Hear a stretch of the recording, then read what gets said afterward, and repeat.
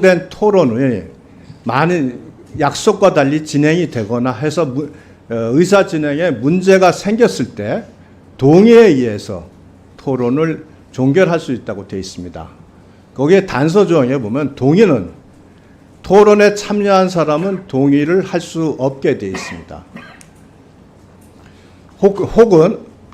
혹자는 이것을 마치 제의에 의해서도 종결할 수 있는 것처럼 되어 있습니다만 108조 규정에는 제의에 의해서 종결할 수 있다는 규정이 아예 없습니다.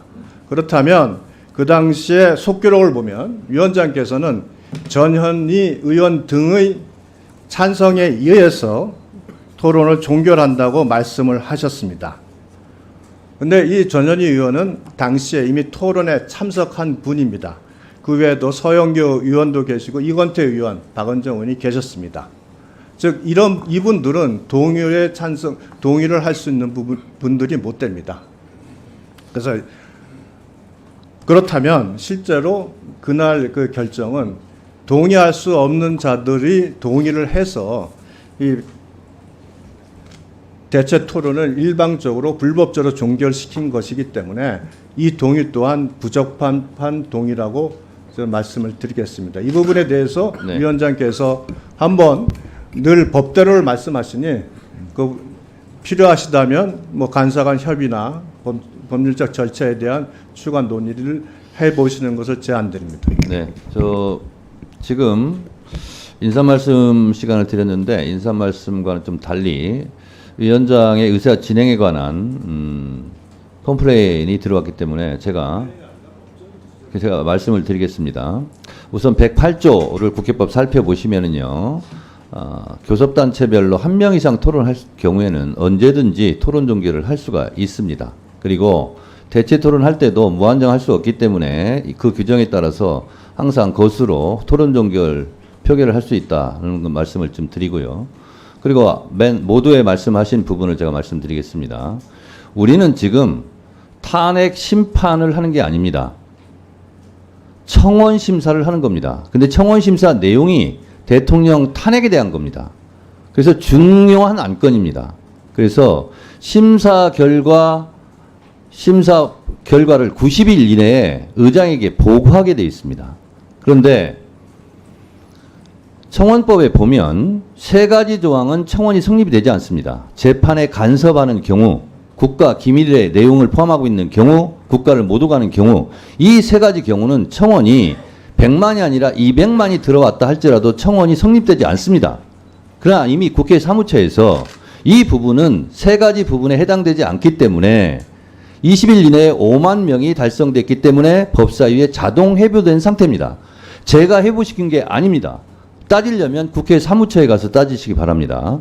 그러면 이거는 지금까지 청원이 들어오면 청원 소회로 보내서 심사를 할 수도 있고 전체 회의에서 할 수도 있고 이건 위원장 재량입니다. 근데 제가 봤을 때는 중요한 안건이기 때문에 청원 소위로 보내기 전에 본회의에서 토론을 하는 게 좋겠다라고 판단해서 본회의에서 토론한 것이고 또 대통령 탄핵은 매우 중요한 안건이기 때문에 국회법 65조 1항 중요한 안건 국정감사 국정조사는 증인을 채택하여 진술을 들을 수 있고 청문회를 열 수 있다는 조항에 의해서 65조 1항에 의해서 청문회를 지금 하는 것이고요.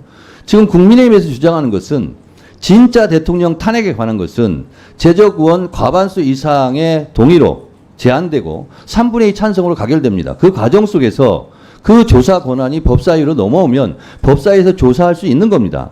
지금 여러분들께서 주장하시는 것은 전혀 다른 엉뚱한 트랙을 가지고 말씀하시는 부분이고 저는 청원 심사를 하는 겁니다. 근데 청원 심사 내용이 하필이면 대통령 탄핵에 관련된 부분이기 때문에 중요하기 때문에 청문회를 한다라는 말씀을 드리는 바입니다. 자, 그리고요. 아직 안 끝났어요. 그리고요. 국회법 49조에는 간사간 협의하여야 한다라고 되어 있고요. 1항은 위원장은 위원회를 대표하고 의사를 정리하며 질서를 유지하고 사무를 감독한다 되어 있고요. 간사간 합의가 아닙니다. 협의입니다. 협의가 안 되고 합의가 안 되면 상임위를 열 수가 없는가? 그렇지 않습니다. 국회법은 비교적 안정적 구조를 가지고 있습니다. 그래서 국회법 52조 2항에는 위원장이 필요하다고 인정할 때 언제든지 개회를 할 수 있습니다. 아셨습니까? 그래서 간사 간 협의가 안 되더라도 국회법 52조 2항에 따라서 위원장이 필요하다고 인정한다면 언제든지 회의는 열 수 있다라는 말씀을 드립니다.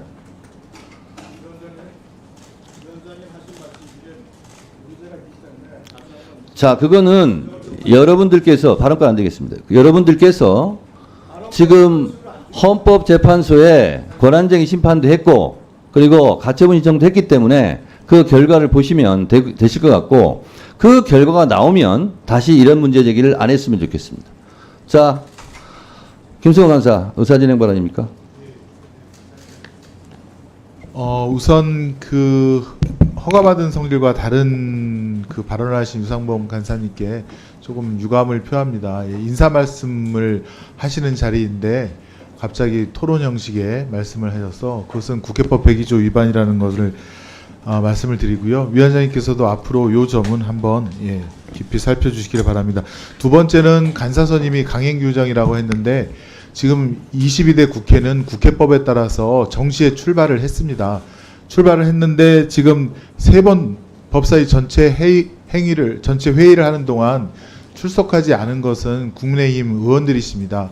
아마 21대나 그 전에 관행에 비추어서 의뢰의 출석을 안 하신 것 같은데 22대 국회는 정시에 출발했고 국회법에 따라서 출석하지 아니한 여당을 빼놓고 야당 간사를 선임한 것입니다. 그리고 위원장님이 4번째부터 출석한 국민의힘 간사를 선임하려고 안건으로도 많이 상정을 했는데 그것을 한두 번 간사를 선임하지 못한 것은 국민의힘의 퇴장에 대한 책임이 크다라고 생각을 합니다. 그리고 저희가 토론 종교를 할 때 물론 토론하신 분들도 계시지만 토론하지 않는 저도 있었고 다른 분들도 그 표결에 참여를 해서 다 그 국회법에 따라서 표결에 따라서 토론 종결을 한 것입니다. 이것은 국회법 어긋나는 건 아니고요. 앞으로도 위원장님께서 그렇게 운영을 해 주셨으면 좋겠습니다. 이상입니다. 자, 그 108조는요 각자 살펴보시고요. 토론에 참여하지는 제가 요청을 했고 동의하는 사람 많이 있었고요. 그리고 누구든지 찬성을 할 수 있기 때문에 자 그건 그대로 따져보세요. 다음으로 의사일정 제2항 소위원회 구성 변경의 건을 상정합니다. 가급적 안 하시는 게 좋을 것 같아요. 요것 좀 합시다. 위원장 재량입니다. 이 안건은 지난 6월 위원회 의결을 통해 구성된 소위원회 정수위원 등을 일부 변경하려는 것입니다. 다만 방금 전 국민의힘 간사님이 선임된 관계로 소위원회 위원 정수 등에 대하여 간사 간 협의가 이루어지지 못한 점을 고려하여 이 안건은 간사 간 협의를 위해 오늘은 의결하지 않도록 하겠습니다.